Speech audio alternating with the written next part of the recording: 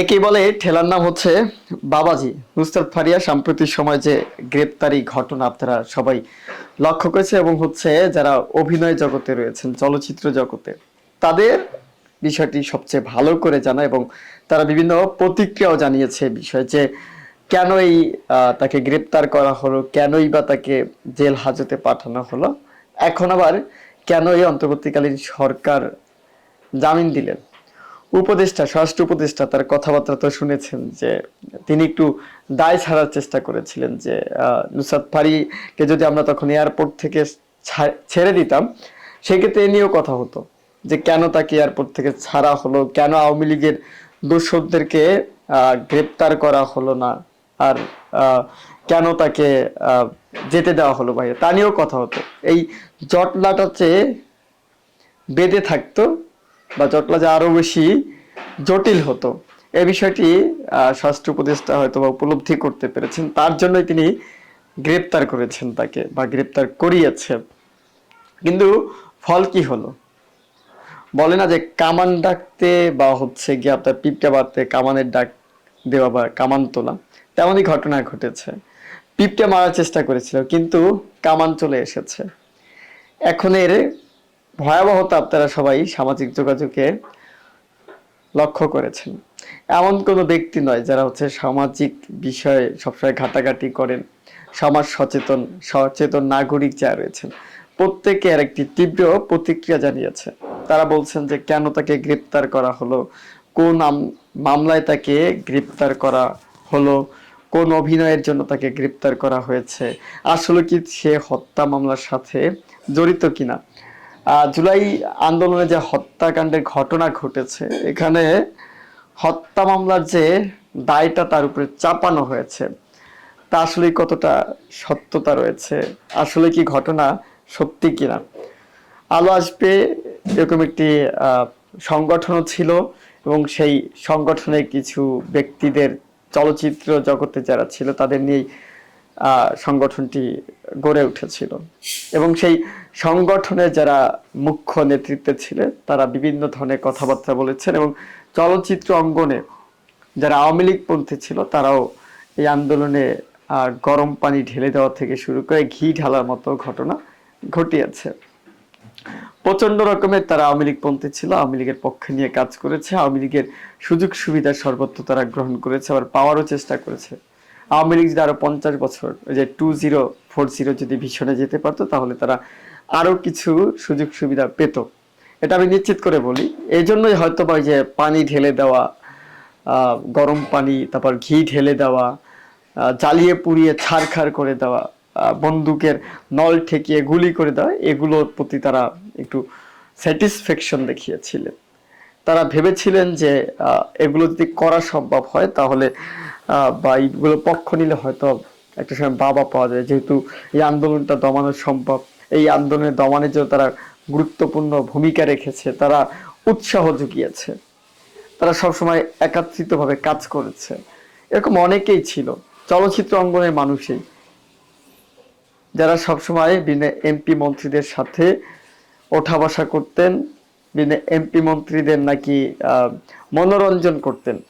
এই চলচ্চিত্রে অঙ্গনে যারা ছিল তারা, এটা প্রত্যেকটা রাজনৈতিক দলের ক্ষেত্রেই দেখা যায় যে সরকার ক্ষমতা আসে তাদের এরকম কিছু কর্মী থাকে, এরকম কিছু সমর্থক থাকে, এরকম কিছু নর্তকী টাইপের রানী থাকে। এই রানীগুলো সবসময় আহ একটা দলের পক্ষ নিয়ে কাজ করে, তারা ওই নেতাদের মনোরঞ্জন করে, একটু ভালো মন্দ দেখাশোনা করে এবং বিনিময়ে তারা আবার দেখবেন অনেকেই কিন্তু রাতারাতি আবার মন্ত্রিত্ব বা হচ্ছে এমপিত্ব নিয়ে নেয়, এরকমও ঘটনা ঘটেছে। কিন্তু এই নুসরাত ফারিয়াকে হত্যা মামলায় গ্রেপ্তার করা হয়েছে, আওয়ামী লীগের সাথে তার সম্পৃক্ততা থাকতেই পারে বা আওয়ামী লীগের সাথে সে সম্পৃক্ত রয়েছে কিনা, কোনো আওয়ামী লীগের কোনো সংস্কৃতি পরিষদের সদস্য কিনা, তারও সঠিক প্রমাণ মিলে নাই। কিন্তু কেন তাকে গ্রেপ্তার করা হলো, সবার একটি প্রশ্ন যে সে কি আসলেই হত্যা মামলার সাথে জড়িত ছিল, হত্যা মামলায় নেতৃত্ব দিয়েছে, হত্যা মামলায় জড়িত থাকলে কোন হত্যাকাণ্ডের সাথে তাকে অন্তর্ভুক্ত করা হয়েছে, জুলাই আন্দোলনে যে হত্যাকাণ্ডের সাথে জড়িত, যে ব্যক্তিকে হত্যা করলেন সেই ব্যক্তিকে আহ, কোথায় হত্যা করলেন তিনি, কখন করলেন, নানান প্রশ্ন সামাজিক যোগাযোগ মাধ্যমে নানান জনে নানান কথা বলেছে। এখন অন্তর্বর্তীকালীন সরকার তো তাকে গ্রেপ্তার করিয়ে তো একটি মাইনকার চিপায় পড়েছে। এই মাইনকার চিপায় পড়ার পর অন্তর্বর্তীকালীন সরকারের তো আশফাস অবস্থা। এই আশফাস অবস্থা এবং সামাজিক যোগাযোগ মাধ্যমে যে নেটিজেনদের যে চাপ, সেই চাপের মুখে পড়েই কি নুসরাত ফারিয়াকে জামিন দেওয়া হলো? অন্তর্বর্তীকালীন সরকার কোন দিক থেকে তাকে জামিন দিলেন? কেনই জামিন দিলেন? হত্যা মামলা যদি আসামি হয়ে থাকতেন তিনি, তাহলে তাকে কেন জামিন দেওয়া হলো? একজন হত্যা মামলার আসামি এত তাড়াতাড়ি কেন ছাড়া পেলেন? এর মূল কারণটা কি? এর মূল ঘটনা কি? কেনই বা তাকে গ্রেপ্তার করা হলো? আপনারা জানেন যে শেখ হাসিনার বায়োপিকে তিনি অভিনয় করেছিলেন। শেখ হাসিনার চরিত্রে অনেকে বলছেন যে শেখ হাসিনার চরিত্রে অভিনয় করার জন্যই নাকি তাকে এই শাস্তি বা এই সাজা দেওয়া হয়েছিল। শেখ হাসিনার চরিত্রে যদি অভিনয় করা বিষয়টা আসে, তাহলে তো আপনারা জানেন যে আমাদের যে সংস্কৃতি বিষয় উপদেষ্টা রয়েছেন ফারুকী সাহেব, তার সহধর্মিনী সেও তো একটি গুরুত্বপূর্ণ পদে নাকি অভিনয় করেছেন। যেহেতু আমি অভিনয় টভিনয় ততটা দেখি না, এত সময় হয়ে ওঠে না, কিন্তু বিভিন্ন পত্র পত্রিকার বরাদে বা হচ্ছে যারা সমাজ সচেতন মানুষ, যারা বিভিন্ন সময় বিভিন্ন পোস্ট করে, তাদের ফেসবুকে স্ক্রলিং করতে করতে বিভিন্ন সময় দেখেছি যে এই জনাব ফারুক সাহেবও নাকি আওয়ামী লীগের দোসর ছিলেন। এখন তো উপদেষ্টার পদ তিনি ভাগিয়ে নিয়েছেন, সংস্কৃতি বিষয়ক উপদেষ্টা হয়েছেন। তার সহধর্মিনী তৃষা, তিনিও নাকি বঙ্গবন্ধু পরিবারের একজন গুরুত্বপূর্ণ ব্যক্তি, মূলত শেখ ফজিলুন্নেসা মুজিবের বায়োপিক অভিনয় করেছেন তার চরিত্রে। সেক্ষেত্রে তাকে কেন গ্রেপ্তার করা হলো না, বা তার বিরুদ্ধে কেন কোনো হত্যা মামলা অভিযোগ আনা হলো না? কারণটা কি?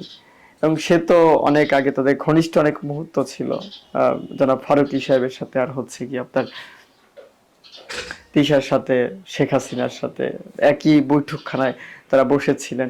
সেখানেও কিছু তথ্য ছিল, সেই সূত্র ধরে যদি বলতে চাই, সেখানে কেন ব্যবস্থা নেওয়া হলো না?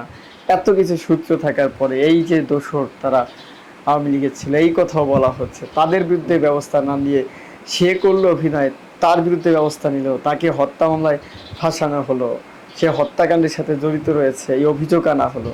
কিন্তু এই তৃষা বা ফারুকী সাহেব উপদেষ্টা হয়ে গেলে তারা কি হত্যাকাণ্ডের সাথে জড়িত ছিল না? তারা কি হত্যাকাণ্ডের সাথে ঘনিষ্ঠতা নেই? কারণ তারা উপদেষ্টা তাই, আর এই ব্যক্তি কোনো পদে নেই, পদবিতে নাই, তাই তাকে হত্যা মামলায় ফাঁসানো হলো। অপরাধ কি অভিনয়ের? অপরাধ কি অভিনয় শিল্পীর? না অপরাধ আসলেই হত্যা মামলা? জুলাই বিপ্লবে সে হত্যাকাণ্ড চালিয়েছে। আপনাদের কি মনে হয়? ভালো থাকবেন, সুস্থ থাকবেন, শুভকামনা।